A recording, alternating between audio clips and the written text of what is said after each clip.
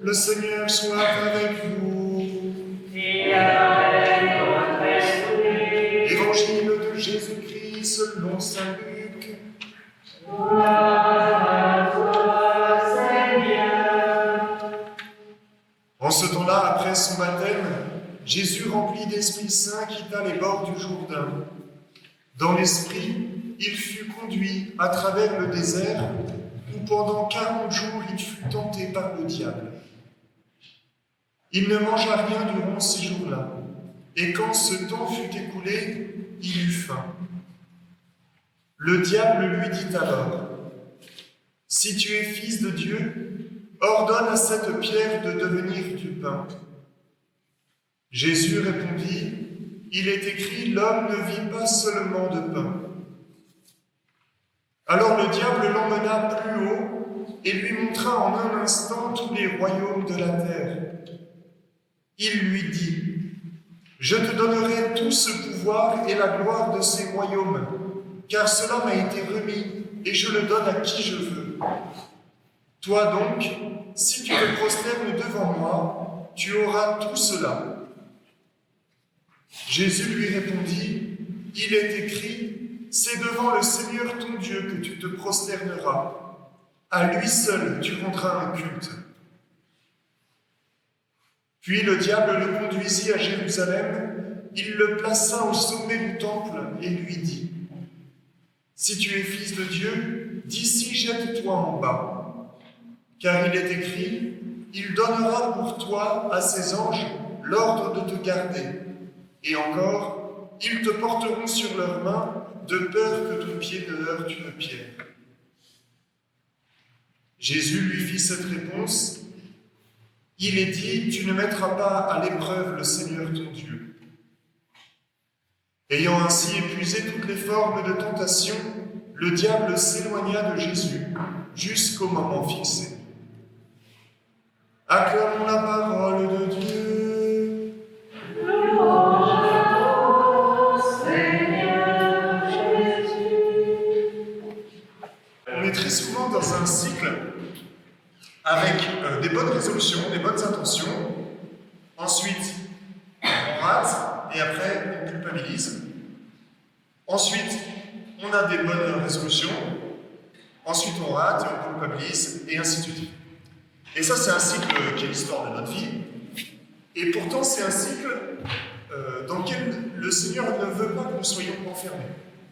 Il veut que nous puissions sortir de ce cycle de bonnes résolutions, de chute et de culpabilisation par le haut, pour éviter de faire, comme peut-être certains le font ici, c'est-à-dire de mourir avec les mêmes péchés que ceux qui traînent déjà depuis 30 ans. Et il nous invite à prendre à bras le corps cette question de la tentation, et en particulier la tentation récurrente, pour réussir à sortir de ce cercle et vraiment avoir un lieu de croissance spirituelle. Donc aujourd'hui, un petit peu à l'image, avec l'image d'un pilote d'avion qui évite les turbulences, qui veut éviter les turbulences pour son avion, eh bien, trois choses pour éviter ou sortir de ce cycle de la tentation. 3 choses assez pratiques en fait, pour pouvoir résister ou éviter les tentations. La première chose que fait un pilote quand il veut éviter les turbulences, c'est que d'abord, il faut qu'il comprenne bien comment fonctionne un avion et comment fonctionnent les turbulences. Et ça, c'est probablement la chose qu'on ne fait pas en fait face à nos tentations récurrentes, c'est qu'il ne prend pas le temps de se poser pour analyser, comprendre comment est-ce que chacun de nous fonctionne par rapport aux tentations auxquelles nous sommes habitués. Parce qu'on a tous des modes de fonctionnement différents, il y en a qui sont tentés par des choses, d'autres pas du tout, et inversement. Et donc il faut, à mon avis, c'est une bonne chose de relire ça et de comprendre comment je fonctionne, comment vous fonctionnez chacun.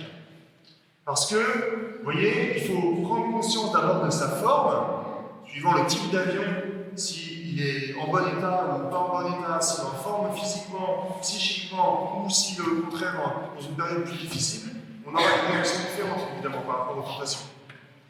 Il faut comprendre comment est-ce que vous êtes tenté, à quel moment de la journée, ou à quel moment de l'année particulièrement, avec qui. Ouais, c'est toujours avec mes collègues de bureau, là, systématiquement, je me retrouve avec les deux mêmes et on dit du mal des autres. Alors qu'avec d'autres, non. Voilà. Avec qui vous êtes fragile, en fragilité avec la tentation? Dans quel mécanisme est-ce que vous rentrez? Et puis aussi, quel est le bien que vous recherchez en cédant à la tentation? Quel est le faux bien que vous cherchez? Parce que la Bible dit, il y a du plaisir dans le péché, mais de courte durée. Et donc derrière chaque péché, en fait, il y a un mensonge auquel on a cru. Et il est bon d'analyser quel est ce mensonge. Pourquoi est-ce que je cède à la tentation? Pour quel mensonge, pour quel petit bien est-ce que je le fais et qui m'empêche de passer à côté d'un bien plus grand? Et donc toute cette phase d'analyse de comment est-ce qu'on rentre en tentation, comment on fonctionne, voilà, ça nous permet ensuite de mieux comprendre et de mieux lutter contre la tentation. Ça, c'était donc le premier point, bien comprendre comment vous fonctionnez par rapport aux tentations récurrentes que vous avez et prendre le temps pour ça. Le deuxième point, c'est qu'une fois qu'il y a un pilote qui sait comment ça fonctionne son avion et les turbulences, eh bien, il s'arrange pour éviter les turbulences. Donc, il planifie son vol pour éviter les zones météo dangereuses. Vous voyez? Parce que souvent, par rapport à la tentation, on ne peut pas faire grand-chose.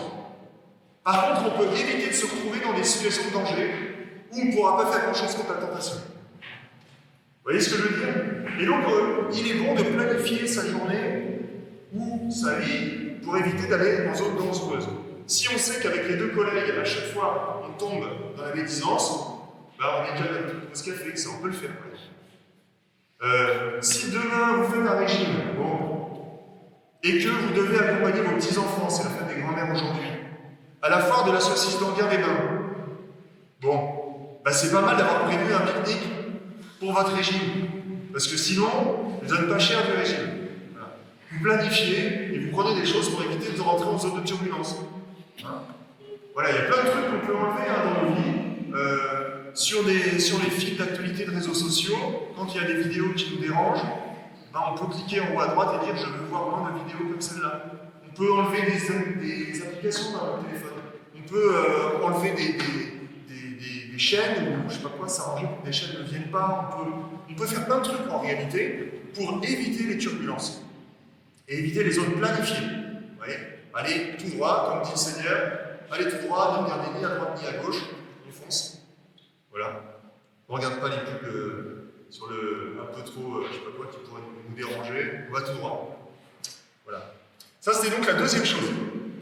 Et la troisième chose, c'est que même si vous avez super bien planifié votre journée, etc., eh bien, il peut arriver quand même qu'il y ait des zones de tentation impromptues ou pas trop calculées. Et donc, dans ce cas-là, il faut passer en mode d'urgence, comme dans un avion. Vous prenez procédure d'urgence. Donc la procédure d'urgence en cas de tentation, c'est comme dans un avion. Donc, première chose, la prière d'urgence. Donc la prière d'urgence, c'est pas un truc avec une litanie ou je sais pas quoi. La prière d'urgence, c'est la prière suivante, c'est Mayday, Mayday, ici, urgence, turbulence, viens à mon aide, Seigneur, à l'aide. En fait, c'est ça. Et si vous n'êtes pas au milieu d'un open space au bureau, voire même si vous êtes au milieu d'un open space, en fait, c'est pas mal de la dire à haute voix. C'est différent de penser, de crier vers Dieu dans son cœur face à la tentation et de le dire à haute voix. Parce qu'on s'entend le dire et on s'entend crier vers Dieu, et là on dit oui, il faut vraiment faire quelque chose. On crie vers Dieu, et le Seigneur va répondre, parce que voilà, vous pourrez relire le psaume. Le dernier verset du psaume, c'est « Il m'appelle et moi je lui réponds ». Le Seigneur est de votre côté. Le Seigneur est de votre côté. Tout ce que vous avez vécu en tentation, il l'a vécu lui-même. Vous êtes tenté probablement par la colère, pas ici, mais dans d'autres paroisses, il y a des gens qui sont tentés par la colère. Le Seigneur aussi a été tenté par la colère. Vous êtes tenté par la jalousie, par le ressentiment, le Seigneur aussi a été tenté par ça. Par l'impatience, peut-être, il a aussi été tenté par ça, Jésus. Par les tentations de la chair, aussi, Jésus a été tenté par ça. Être tenté, ce n'est pas un péché, tout le monde est tenté. Jésus lui-même a été tenté. C'est ce que l'on fait avec cette tentation qui peut développer notre ressort. Et là, c'est là où nous, on rentre en jeu. Donc, première chose, Mayday, prière en cas d'urgence. Et puis la deuxième chose, ce n'est pas d'affronter la tentation, mais c'est de s'écarter, changer de route. En fait, dans la Bible, il n'y a marqué à aucun endroit de lutter contre les tentations. Il y a marqué de résister, non pas aux tentations, mais aux tentateurs. Et donc la façon de résister aux tentateurs, c'est d'éviter les tentations. Vous voyez? Parce que plus vous luttez contre les tentations, plus vous pensez à la tentation, et plus la tentation continue. Si vous êtes devant une télé ou je sais pas quoi et vous dites « Je ne veux pas ça, je ne veux pas voir ça, je ne veux pas voir ça, je ne veux pas voir ça, je ne veux pas voir ça, vous voyez ?» Ça marche pas. En fait, il faut changer la chaîne tout de suite. C'est comme ça que ça marche. Parce qu'après, ça continue. Donc, plus on va pour lutter contre la tentation, et ça on ne le sait pas, on pense qu'il faut qu'on lutte avec nos forces contre la tentation. Non, il faut se barrer. Il faut se barrer. Il faut changer de chaîne. Vous voyez? C'est l'histoire de Adam et Ève, là. Ève, elle regarde le fruit, elle dit « Ouais, c'est vrai, ce fruit est si beau, non mais je ne veux pas manger ce fruit, mais il est quand même bien dodu. Je ne veux pas manger ce fruit, mais il est bien rouge. Je ne veux pas manger ce fruit, mais je le mange. » Ce qu'elle aurait dû dire, c'est « Dis donc, Michel, t'as prévu les knackis là pour le barbecue de ce soir ?» Et là, on pense plus au truc. Et c'est comme ça qu'on lutte, hein. Et c'est comme ça qu'on vainc, en fait, c'est en s'écartant de la tentation. Voilà, donc 3 choses comme un pilote d'avion pour résister non pas à la tentation mais aux situations qui peuvent nous mettre mal. D'abord, bien comprendre comment vous fonctionnez et prendre le temps de ça, prendre à bras le corps. Deuxième chose, planifier les choses pour éviter les zones de danger. Et puis, en cas de tentation, Mayday et puis la fuite, le changement. Et avec ça, on va pouvoir tous ensemble grandir spirituellement et ne plus retomber sans cesse dans les péchés qu'on vit depuis des années et des années.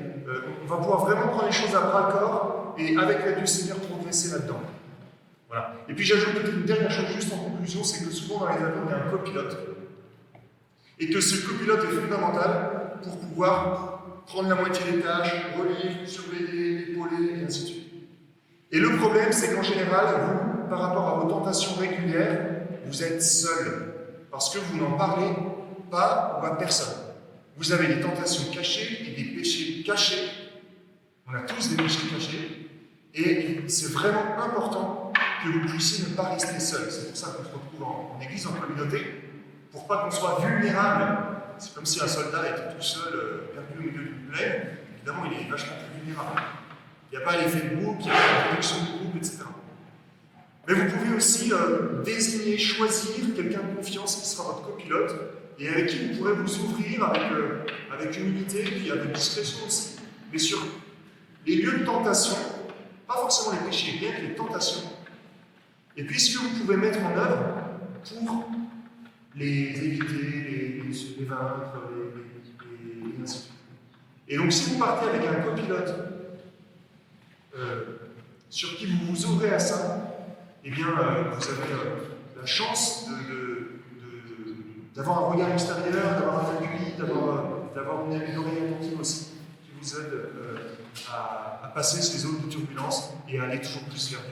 Voilà, c'est ce que je souhaite maintenant. Merci en tout cas au Seigneur de nous mettre tous en groupe. Merci d'être de notre côté. Merci d'avoir vaincu les tentations pour qu'on sache que c'est possible.